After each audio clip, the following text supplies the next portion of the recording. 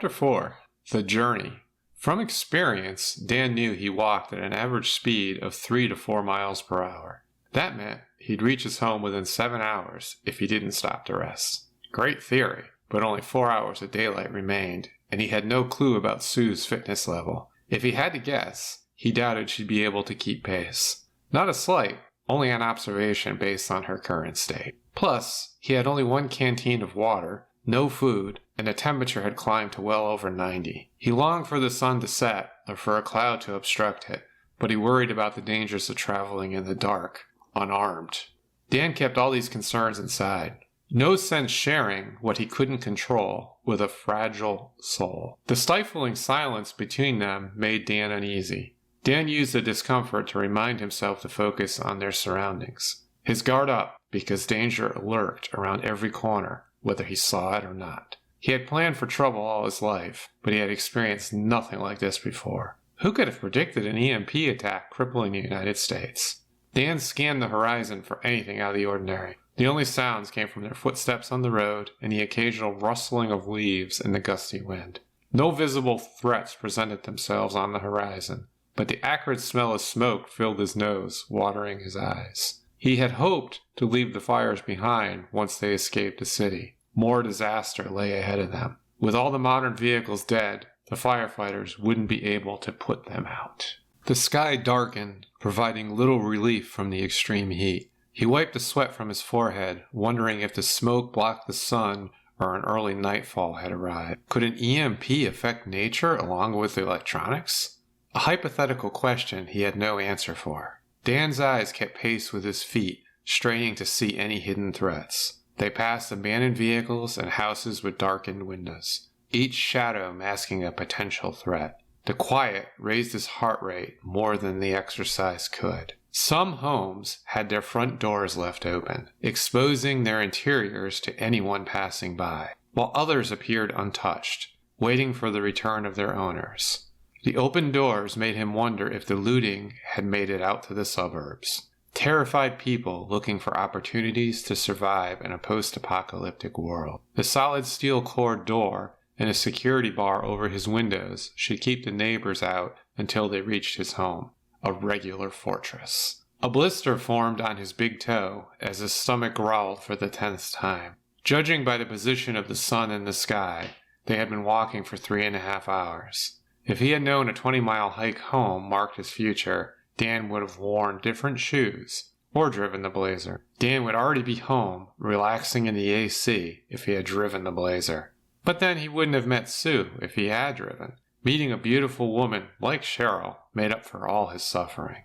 A loud rustling came from the bushes next to the road. Dan froze in his tracks, motioning for Sue to get behind him. He reached for the place on his belt where his holster should be, finding it empty again. Shit! The curse spewed out before he could stop it. No sense giving an enemy advance notice of his attack. He stalked the bushes, readying himself for a fight. Whatever fight he might muster unarmed.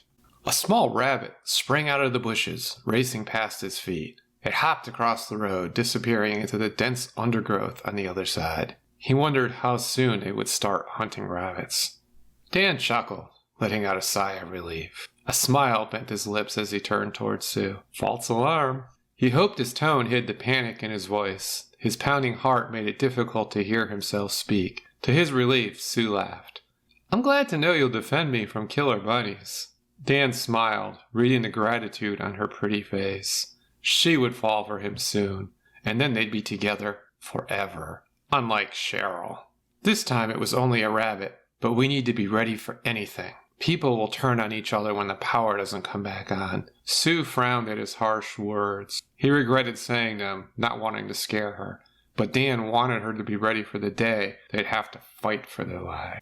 The looming darkness blurred the road ahead, but fear pushed them on. Dan knew they'd have to stop soon, since the danger level went through the roof in the dark of night. Next time, something deadly might jump out of the woods instead of a timid rabbit. My feet hurt, and I'm starving. Dan sighed at Sue's words, even though he felt the same way. They had passed the halfway mark of their journey to his house, but neither of them were machines, only flawed humans. Both required food and rest if they had any hope of reaching his home. His blister had caused him to limp for the last hour and a half, so he needed the break too. A side street bisected their route about 50 miles ahead on the left.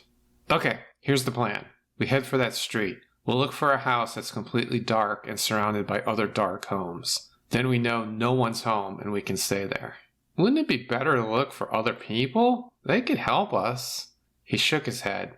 Sue was beautiful and younger than him, but he now realized how naive it made her. When there's a disaster and you're outside of the disaster zone, it's really easy to be generous and help others. You're comfortable. When you're in a disaster, you've got nothing left to lose. If you've got nothing left, you become dangerous. We need to watch our backs and trust no one unless they prove trustworthy. Understand? She tilted her head to the side and stared at him. Her mannerism reminded him of his old retriever. He had been an obedient dog, even if he never learned how to sit on him. Sue needed to learn how to sit. Okay, Dan, I'll trust you.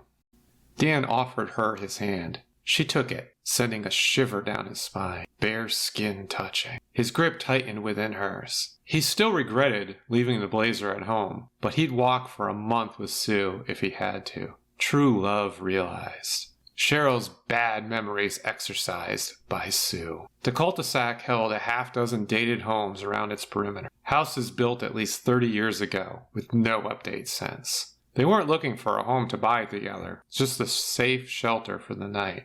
Dan chose a ranch-style house at the back of the circle, hoping any scavengers would start with the first house on the street. Then they'd have fair warning to escape into the woods. He pounded on the front door of the dark house, calling out, "Hello? Is anyone home?" No response from inside or from any of the neighbors. Dan tried the door handle, finding it locked. Using a palm-sized rock from the front garden, Dan broke the small window to the side of the door. The breaking glass shattered the quiet evening like the buck from a shotgun. Careful to not cut himself on the broken glass, Dan slipped his arm through the opening, unlocking the door. Stick together. We need to make sure nobody is hiding. No surprises. The light of the moon allowed him to see Sue's nod. She followed him through every room of the modest home like an obedient puppy. He had picked the correct house, finding it empty. In the kitchen, they discovered a well-stocked pantry. Someone had gone grocery shopping a few days ago. He wanted to use the grill to cook the steaks in the dead fridge before they went bad, but he decided it might draw unwanted attention to their presence. Instead, they feasted on canned tuna, a bag of chips, cold canned beans, and a can of peaches and heavy syrup. Not the dinner of champions. Neither cared after walking 10 miles. They were both starving. After scarfing down the food, they covered the windows in the living room with blankets from a hall closet. They barricaded the front door with a solid wood hutch they dragged over from the dining room. Dan lit some candles he found in a closet as they settled in for the night. "Get some rest. I'll take the first watch of the night. When I get tired, I'll wake you. We'll set out at first light. Sound good?" "Yes, I'm okay with that, Dan. Good night." Sue curled up on the worn sofa, falling asleep when her head hit the pillow. Dan sat in the recliner across the room, watching her sleep. His thoughts drifted to the wonderful life he'd lived with Sue. Those images turned into a dream. A crash, along with footsteps from the other end of the house, startled Dan awake.